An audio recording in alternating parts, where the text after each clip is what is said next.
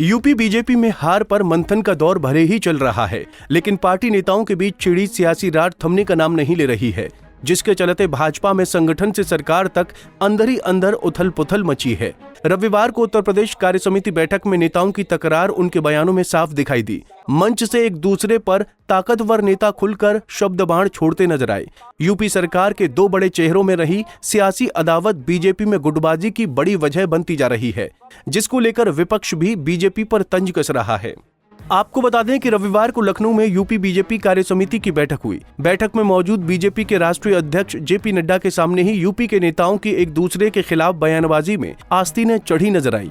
UP सरकार के मुखिया योगी आदित्यनाथ और उप मुखिया केशव प्रसाद मौर्य के बीच सियासी अदावत बयानों में साफ दिखी, जहां उप मुख्यमंत्री केशव प्रसाद मौर्य ने अपने बयान में सीएम योगी पर तंज कसते हुए संगठन को सरकार से बड़ा बताया। वहीं मुख्यमंत्री योगी अपने बयान में केशव मौर्य पर पलटवार करते हुए सरकार की ताकत बताने से नहीं चूके। भाजपा कार्य समिति बैठक को संबोधित करने के लिए यूपी के उप मुख्यमंत्री केशव प्रसाद मौर्य मंच पर भाषण के लिए आए, तो उन्होंने हाईकमान के सामने पार्टी और सरकार के बीच चल रहे कलह को अपने बयान में बयां कर दिया।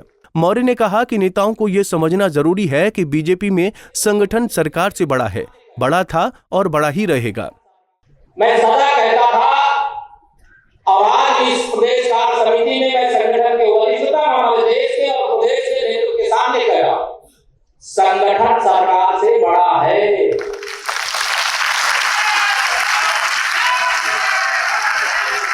संगठन से बड़ा कोई नहीं होता है। संगठन सरकार से बड़ा है, बड़ा था, बड़ा रहेगा। वहीं उप मुख्यमंत्री मौर्य के वार पर मुख्यमंत्री योगी आदित्यनाथ भी अपने संबोधन में पलटवार करते दिखे। योगी ने इशारों ही इशारों में कहा कि सरकार की ताकत है जो ब्लॉक प्रमुख से लेकर जिला पंचायत और नगर निकाय को सहकारी समिति तक में बीजेपी मजबूत है। अगर यहाँ पर कोई खरोच आता है तो उसका असर वहां तक ही होगा। और अगर यहाँ पर कहीं कोई खरोच आता है तो वहां उसके असर वहां पर भी पड़ने वाला है। और इसीलिए अभी से इसकी तैयारी में जुटना होगा। एक एक व्यक्ति को जुटना पड़ेगा।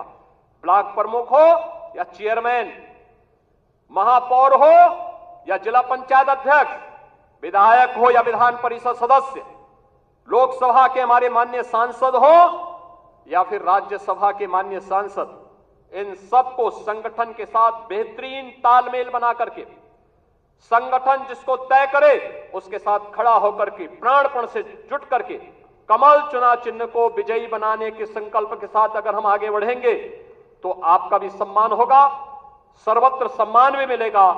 और जो लोग उछल कूद करने का कुत्सित प्रयास कर रहे हैं, मुझे लगता है इनको दोबारा उछल कूद करने का अवसर ही नहीं मिल पाएगा। दरअसल मंच की ये तकरार बीजेपी नेताओं के बीच काफी समय से छिड़ी रार को साफ बयां कर रही है। अगर यूपी भाजपा कार्य समिति बैठक पर गौर करें तो हार के बिंदुओं को चिन्हित करने से अधिक नेताओं का जोर एक दूसरे की पोल खोलने पर ही रहा। अपने बयानों में बीजेपी नेताओं ने हार के कारणों को बताने से अधिक फोकस एक दूसरे पर छींटाकशी और विपक्ष पर हमला बोलने पर ही रखा। ऐसे में सत्ताधारी पार्टी में हार पर कम और कलह पर अधिक मंथन दिखा। इससे उसके नेताओं की कलह सतह पर आ गई है। यही वजह है कि यूपी में आम चुनाव में बीजेपी को मिली हार के बाद से बदलाव की सुगबुगाहट तेज है।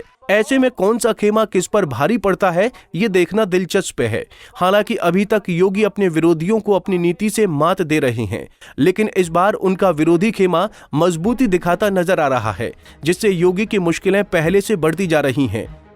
दिल्ली से लखनऊ तक सियासी गलियारों में चर्चा है कि बीजेपी हाईकमान उपचुनाव से पहले या उसके बाद यूपी में कोई बड़ा बदलाव संगठन से सरकार तक में कर सकता है।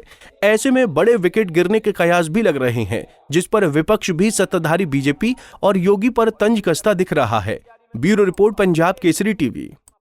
हमसे जुड़े रहने के लिए हमारे YouTube चैनल को सब्सक्राइब करें और नई वीडियो की नोटिफिकेशन के लिए बेल आइकॉन को दबाएं।